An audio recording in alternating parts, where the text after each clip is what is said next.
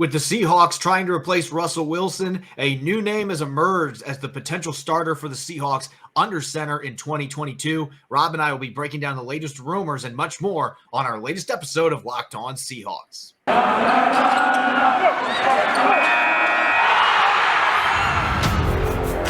You are Locked On Seahawks, your daily Seattle Seahawks podcast.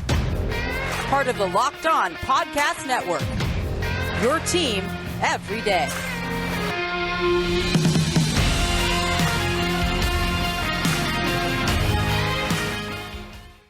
Greetings, 12. This is Corbin Smith, your host for Locked On Seahawks. Joining me as always, my co-host in crime, Rob Rain. Happy Thursday to all of our listeners. The Seahawks still need a quarterback. We got to hear from John Schneider and Pete Carroll yesterday. They had some glowing reviews from Drew Lock, but of course, they left the door open for the team to explore some other quarterback opportunities, and a new name emerged today as a possibility to be Seattle starter in 2022. We're going to be breaking that down, plus taking a look at Seattle's remaining free agents, which ones are the greatest priority to re-sign, and we'll be grading out the three signings that were made on the first official day of free agency. As always, thanks for making Locked On Seahawks your first listen 5 days a week. Now for your lead story here on Locked On Seahawks. The Seahawks currently only have Drew Lock and Jacob Eason on the depth chart at quarterback after trading Russell Wilson. That deal becoming official yesterday. He had his introductory press conference with the media in Denver. He's officially a Bronco. That leaves the Seahawks with some huge question marks at quarterback. John Schneider and Pete Carroll offered plenty of praise for Drew Lock as expected, a player that they liked coming out of Missouri. They watched him closely at the Senior Bowl. They both talked about his rookie season going 4-1 as a starter. Disappointing production the last 2 years. Things just didn't work out. But it sounds like there may be some genuine interest in him being the guy. But at the same time, Rob, you and I both know when you have a quarterback issue, when you're in quarterback purgatory and certain names pop up, first-round picks, former first-round picks that may be available, those players are going to draw some attention. And according to Josina Anderson of CBS Sports, the Seahawks have inquired about Baker Mayfield, and what a messy situation the Cleveland Browns find themselves in now. They were trying to get Deshaun Watson, had a discussion with the Texans quarterback. They met with him, and then today reports come out that they are no longer in the running for his services. So now you got to go back to Baker Mayfield. Well, the former Oklahoma star doesn't necessarily sound enthused about that idea and says that they need to part ways. It's in the best mutual interest of both parties. He's requested a trade. The Browns aren't going to adhere to that request, at least based on reports. So this is a messy situation the Seahawks are looking into. Yeah, that's the thing. I mean, as you said, I mean, now that the Seahawks are a team that apparently does not have a franchise quarterback. I mean, maybe Drew Lock proves to be exactly that, but I think you can expect Seattle to basically exhaust all opportunities to look at other talented quarterbacks that are available. I mean, that's why they expressed at least some interest in Deshaun Watson. I would expect that they would show some interest in Matt Ryan if Atlanta decided to trade him. And I think that, again, with the Cleveland Browns, I mean, we have a quarterback in Baker Mayfield who had the success that he did at the collegiate and NFL levels, is a guy who, of course, is playing in Cleveland, and they like to run the football there. He is a rah-rah guy, a dual-threat guy. There's a lot of comparisons to be made between he and Russell Wilson. So, yeah, I would expect Seattle to, to be knocking on Cleveland's door and seeing if the Browns have created such a mess for themselves that they have to get rid of the former number one overall selection for basically nickels on the dollar. And so, again, I do think that this is something that has some legs to it, that Seattle is going to be exploring this option. And while I am a fan of Drew Lock's natural talent, at the same time, Baker Mayfield has had greater success in the NFL. And so I do think that Seattle is going to be exhausting any and all opportunities to find themselves a franchise quarterback and compete immediately. This is one of those really difficult situations if you're a general manager, and this is what you have to deal with when you don't have a veteran franchise quarterback like they have had for the last 9-10 years with Russell Wilson under center. The Seahawks have had stability there that a lot of teams wish they could have had at the quarterback position. When you don't have that stability, you don't have a perennial Pro Bowl quarterback on your roster, it puts you in this no man's land. And this is the way that I'm looking at this. And I'm sure you may agree or maybe you disagree with me. But Baker Mayfield, he's going to be in his 5th season. His salary for this next year, he's going to be on the 5th-year option that the Browns picked up. It's going to be almost $19 million that the Seahawks would be on the tab for.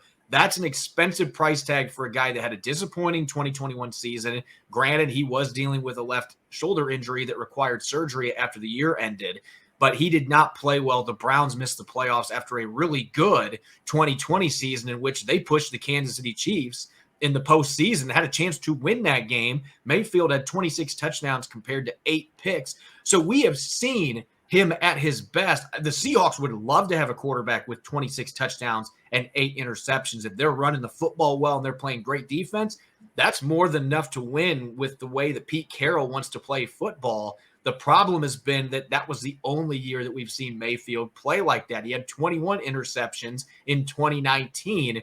Pete Carroll couldn't be looking at that and saying, that's my quarterback. You know how much he cherishes holding on to the football, protecting the football. He mentioned about 50 times in yesterday's press conference. So there are some red flags here. This is not a player that I would be trading 1st or 2nd round picks to get.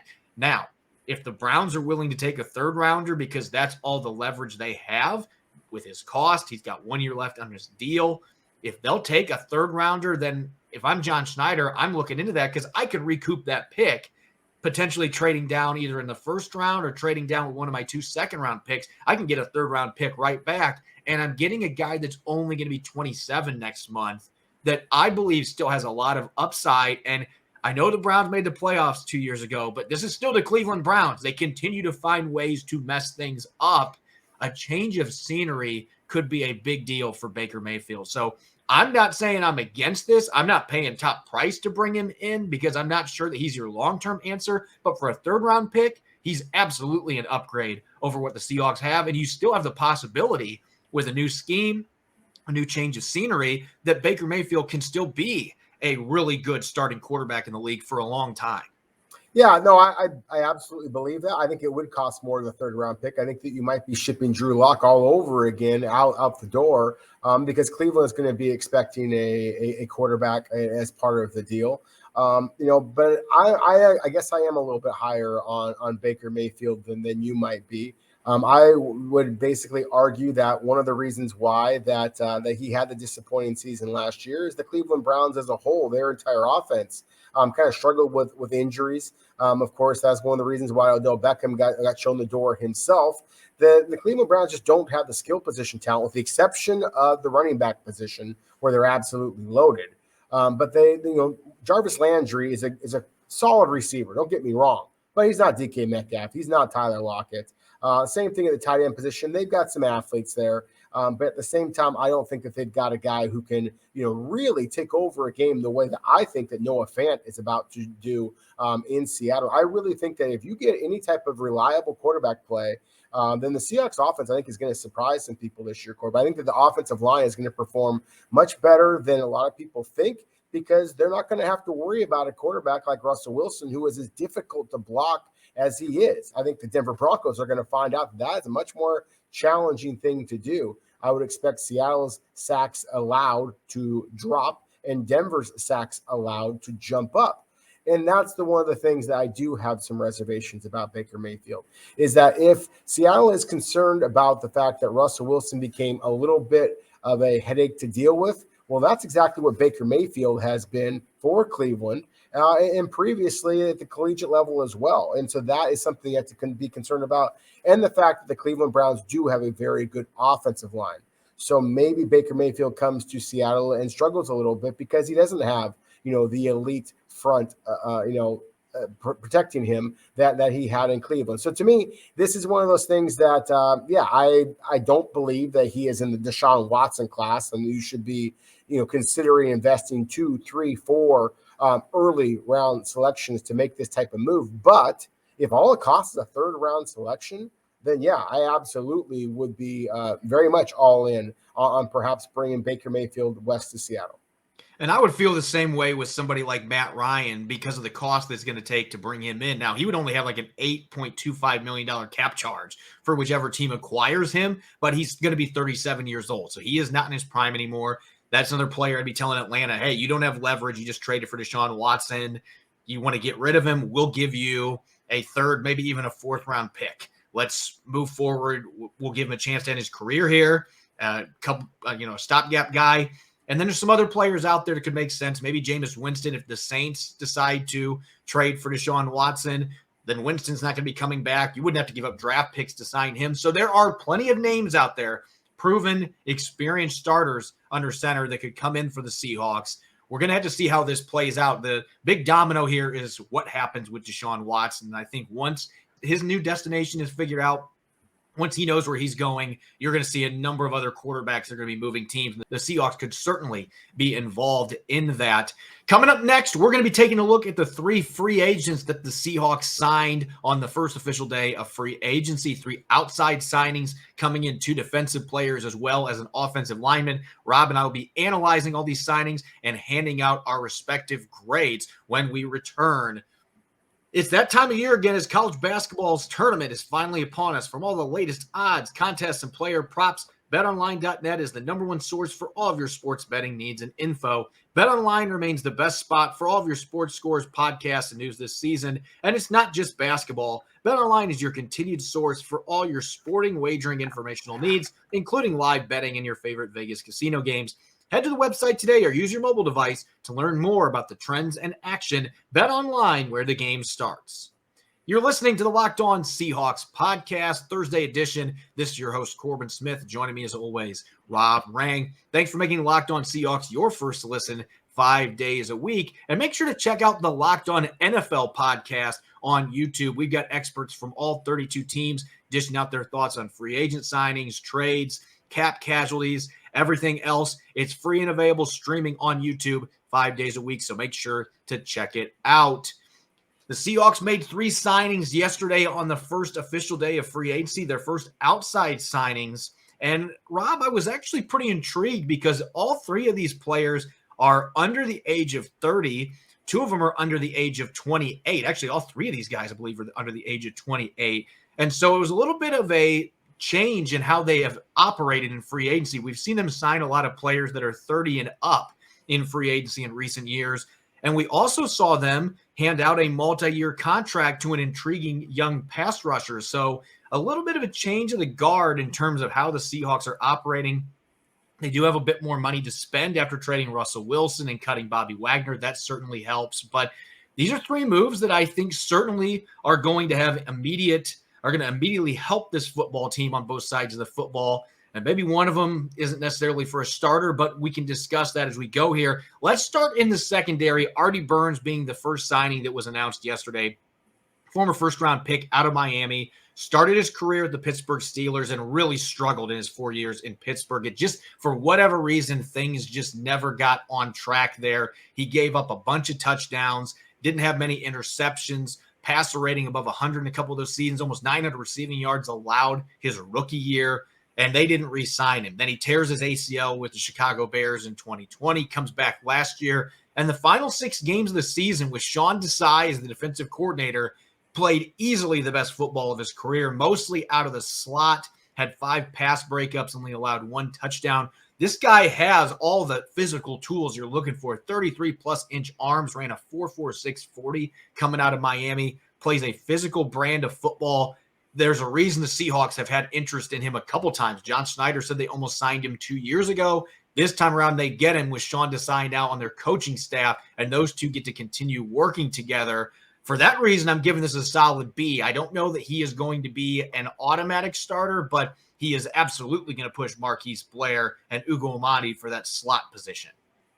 Yeah, it's funny that you just mentioned Marquise Blair, because in some ways that's kind of who Artie Burns reminds me of. Is he has a track record, Corbin, going back to his college days at Miami, of being a guy who flashes and then disappears, and flashes and disappears. And again, that was kind of what he did in Pittsburgh as well as Chicago. So I really like the fact that Seattle only signed him to a 1-year deal. Kind of keep that carrot in front of his nose and see if he is able to continue the success that, as you mentioned, he had playing under Sean Desai in Chicago. When I saw Artie Burns at the University of Miami, I saw a long-armed, physical, athletic outside corner. And then I saw him go to Pittsburgh, and they started playing a little bit more zone, and I didn't think that matched up with his game quite as well. I think that he was doing a little bit too much thinking. While the Pittsburgh Steelers have a terrific pass rush they have for a long, long time, at the same time, they would kind of leave their corners and their safeties out to dry a little bit. And while the Steelers have had better safety play over the last couple of years with Micah Fitzpatrick coming over from the Miami Dolphins, it wasn't so good before. There were some of the plays that Burns gave up that I thought, frankly, was a little bit of a miscommunication between he and the safeties. You have to believe that Seattle's safeties are good enough that they are going to be able to protect their cornerbacks a little bit. You have to believe that Seattle's pass rush is going to be better this next season, 2022, than it was this past year. And a big part of that is the sign they just made with Nwosu from the Chargers. I do think that this is a really intriguing signing because of the fact that Burns checked so many of the boxes that Seattle has previously subscribed to at the cornerback position. And again, just the experience that he has operating under Desai. That's the same reason why I like Seattle's other moves that they made on Wednesday as well. Yeah, and you mentioned Uchenna Nwosu, who signed yesterday a 2-year, $20 million pact. He's going to have a pretty big cap hit in 2023, but under $7 million cap hit this year. This is a guy that I feel like is still ascending. He has not reached his prime yet. He's 25 years old. He had 40 quarterback pressures last year, started 15 games. The first 3 years in the league, he was in the shadow of Melvin Ingram. Last year, he got to be unleashed a little bit. And at 6'2", 251 pounds, he is built to be able to play that Leo defensive end spot if you want to, but he also can play the Sam linebacker spot. He had an interception last year. He's got some coverage ability, super athletic, ran a 4.65 40 coming out of USC. So this is a guy that I love the fit. If they're going to be running more of a 3-4 style, and that's what Nwosu told the Seahawks website attracted him to coming to Seattle, was the fact they're going to be leaning more towards a 3-4 system. That is going to allow him to be able to show off that complete skill set. And he absolutely has the upside to be a double-digit sack guy. I am very intrigued to see what Clint Hurt and, of course, Sean Desai being involved with defensive game planning as well, what those two can do with Nwosu, a player, again, at 25 years of age. I feel like we have yet to see him touch his ceiling or even come close. This is a guy that still could end up being a Pro Bowl caliber player. We saw some glimpses of that last year. Now he has a chance to maybe be the guy or develop into the guy in a multifaceted 3-4 hybrid defense. I 100% agree with you. I'm going to give this move a B as well, only because of the fact that it is for significantly more dollars. And we're talking about a 2-year deal with $20 million. Obviously that's a pretty big chunk of change there. But at the same time, I do believe that this is an ascending player, as you just mentioned, the fact that he basically had to play behind some pretty good football players with the Chargers and Ingram and, of course, Joey Bosa. He just didn't have very many opportunities. But going back to his time at USC, I saw a guy who not only had speed, he had power. And Corbin, I've been kind of, pounding the table. Like the Seahawks need to get some nasty guys. They got to get some junkyard dog kind of physical, mean guys. Nwosu is that kind of physical, mean player. He is going to bring a different level of aggression and physicality than frankly, we've seen in the linebacker position in a couple of years. Remember when Bobby Wagner was that kind of guy, that he was the intimidating force in the middle? I mean, he obviously racked up a great deal of tackles over his entire career. But he wasn't the physical intimidator, and obviously they play different positions. But the point is that Seattle has not had a guy on the edge or at that off-ball linebacker position who was just, struck a little bit of fear into the hearts of some of the opponents. But Nwosu has that type of physicality. He also has the speed. He has experience dropping back. But what he is going to be paid to do is to be able to be a little bit thunder and lightning type of approach at the edge rusher positions to complement Darrell Taylor's speed and bend off the edge. This guy is the kind of the club to go along with that speed and bend. So I really think that this is a really intriguing addition to Seattle in free agency. I do not, however, believe that necessarily rules out Seattle using that number 9 overall selection or either of their top their second round picks on another edge rusher, because this draft class is so loaded. And as we just saw with the Los Angeles Rams, if you want to compete, then you have to have multiple edge rushers, waves of them. But I do think that this is a really strong step forward for Seattle in terms of boosting their pass rush. Yeah, I'm actually going to give this deal an A- just because I love the fact that they are signing a player in his mid-20s that is just entering his prime, and they're signing him to a multi-year contract. No more of those one-year flyers.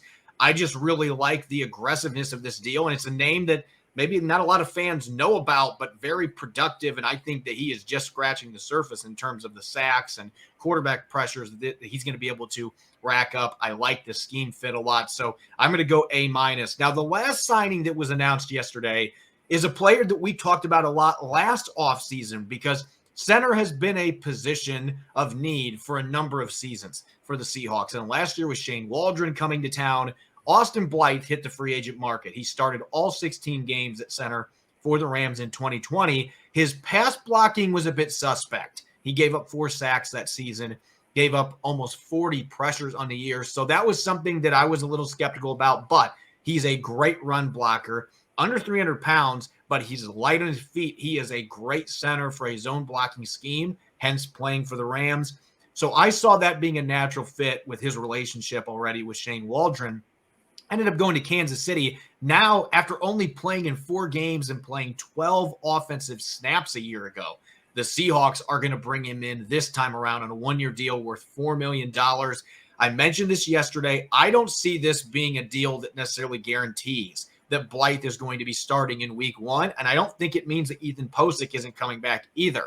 But certainly you are bringing in a player that Shane Waldron and offensive line coach Andy Dickerson are familiar with, that has the skill set that matches with the type of scheme they want to run, particularly in the run game. He did make some improvements in pass protection compared to his earlier seasons as a starter with the Rams. And last season, he just got put in a tough spot being hurt. Creed Humphrey ends up being a starter at center. It just didn't work out. I'm not as excited about it now as I would have been if they signed him last year. I'm going to give it a C+ just because $4 million for what could end up being a backup is still fairly pricey, but he does give you starting experience both at guard and center. And if he's the guy, I do like the scheme fit. So I'm going to go C+. Not a bad deal, but kind of more of a wait and see approach where he fits in on that offensive line. Yeah, I'm going to sound like a little bit of a broken record here, Corbin, giving this another B, but I just thought that was a very encouraging day from the Seahawks yesterday with some of the moves that they made. And I'm encouraged by this addition of Blythe as well. As you just talked about, I mean, again, it's the familiarity with Dickerson, and Waldron. It's the familiarity with the NFC West division as a whole. The fact that he did play for a championship caliber team with the Kansas City Chiefs and understands the expectations, I think that is key as well. For all of those Seahawks fans out there who are looking towards the draft and saying, why can't Seattle select Iowa center Tyler Linderbaum? You're basically getting that version of him here. Now, is he quite as good as Linderbaum? Of course not. That's why Linderbaum's going to go in the first round, and Blythe certainly did not. But at the same time, he does have that starting NFL experience. He is very familiar going up against Aaron Donald all those years in practice. And that remains, Aaron Donald, of course, remains public enemy number 1 from the Seattle perspective. And then just the fact that he didn't start last year, it's the same thing we just talked about with Nwosu and the fact that he was just playing behind some really talented football players. I mean, Creed Humphrey was a terrific player. He should have been drafted, 6, 7 spots earlier than he wound up going in the second round a year ago. But I think that's the biggest thing is that people are going to criticize this move because of the fact that Blythe did not start last year for the Kansas City Chiefs. A rookie beat him out. Well, that rookie was a Pro Bowler and well-deserved. So I think that, again, this is a starting caliber center. May not be the starter. I agree with you. It could end up being Ethan Posick's job if he opts to resign. Seattle could go the rookie route as well. There are some good centers in this draft class. But I think that you have to feel a little bit better about the center position. And I would argue that was the biggest position of concern. Frankly, it's been that way for a couple of years now. Biggest area of concern, in Seattle just got themselves one at a relatively decent price. The Seahawks have re-signed 4 of their own free agents, but they got a number of players that played for them in 2021 that still remain on the market. Rob and I are going to be taking a look at those players and ranking which ones should be the highest priority to re-sign at this point when we return. This episode is brought to you by Rock Auto. With the ever-increasing numbers of makes and models, it's now impossible for your local chain auto parts store to stock all the parts you need. Why endure often pointless or seemingly intimidating questioning and wait while the person behind the counter orders the parts on their computer, choosing the only brand their warehouse happens to carry? You have computers with access to rockauto.com at home and in your pocket. Why choose to spend 30, 50, or even 100% more for the same parts from a chain store or a car dealership? Rock Auto is a family business serving do-it-yourselfers for over 20 years. Their prices are reliably low for every customer, and they have everything you could possibly need, whether it's brake parts, tail lamps, motor oil, or even new carpet. Go to their easy-to-use website today to find the solution to your auto parts needs. Go to rockauto.com right now and see all the parts available for your car or truck. Right, Locked On in there. How did you hear about us box so that they know we sent you. Amazing selection, reliably low prices, all the parts your car will ever need. rockauto.com. Welcome back to the Locked On Seahawks podcast, Thursday edition. I'm your host, Corbin Smith. Joining me as always, Rob Rang. Thanks for making Locked On Seahawks your first listen 5 days a week. Up to this point, the Seahawks have re-signed 4 of their own free agents. First, it was Quandre Diggs getting a 3-year, $40 million deal. They also agreed to terms with Sidney Jones, Al Woods, and Will Dissly on contracts to bring them back for the 2022 season. But the Seahawks have a number of good players that played for them last year that are still available on the market. So, Rob, we're going to take a look at these players because there are a few of them now with the moves that have been made, signing outside free agents, the Russell Wilson trade. There certainly are some players that we thought might come back next year that now probably are not going to be returning because the Seahawks have made other moves to fill those position groups. But there are certainly some players that are still out there unsigned that it would behoove the Seahawks to re-sign. So it's time to rank those remaining free agents, our top 5, the most pressing additions. For you, Rob, let's start from the bottom and work our way up at number 5. Of the players still out there unsigned from Seattle's own free agents, who would be number 5 in your list for most important to bring back?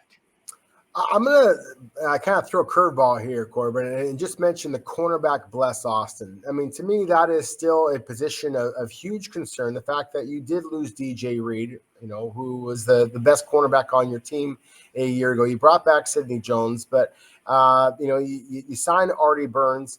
But still, we know Seattle's track record of signing free agent cornerbacks has not always been very good. And so I think that Bless Austin is a player to mention. Now, I think that Rasheem Green, the defensive lineman, is a better football player. I think that he should be a priority to sign. But as you mentioned, with Seattle making some of their moves, including the trade that landed Shelby Harris here from the Denver Broncos, I don't know if there's a spot for Rasheem Green anymore for the Seahawks. So again, if you're asking me who I think the Seahawks should be prioritizing, I do think that a cornerback like Bless Austin, who has some experience in your scheme, plays a position that you have some concern on, is the higher priority. But the better football player, in my opinion, is Rasheem Green. I think he's ultimately going to wind up signing with somebody for a longer-term deal, more money as well.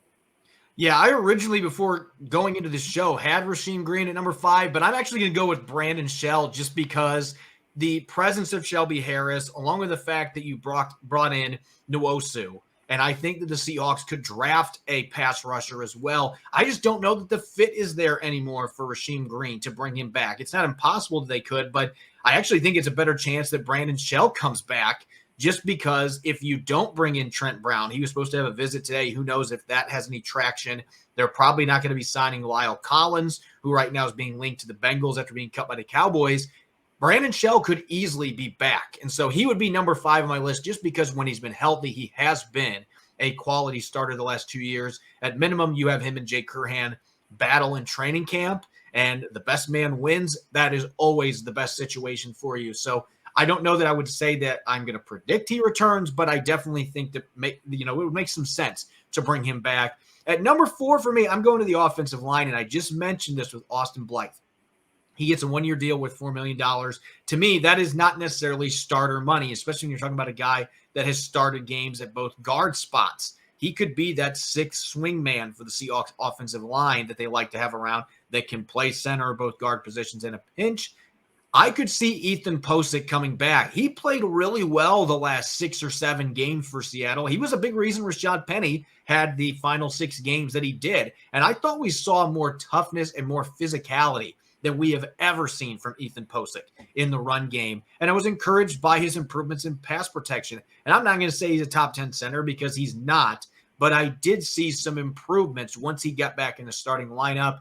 I wouldn't give him more than a 1-year deal because he has had injury issues. But Ethan Posick coming back, even with Austin Blythe being signed, let those two battle. I would be more comfortable with those two battling than when they went status quo and had Kyle Fuller being the one competing against Ethan Posick last year. And he didn't even really get to have a competition. Hopefully Posick and Blythe can duke it out. I think it would make a lot of sense for Ethan Posick to be back in a Seahawks uniform next year.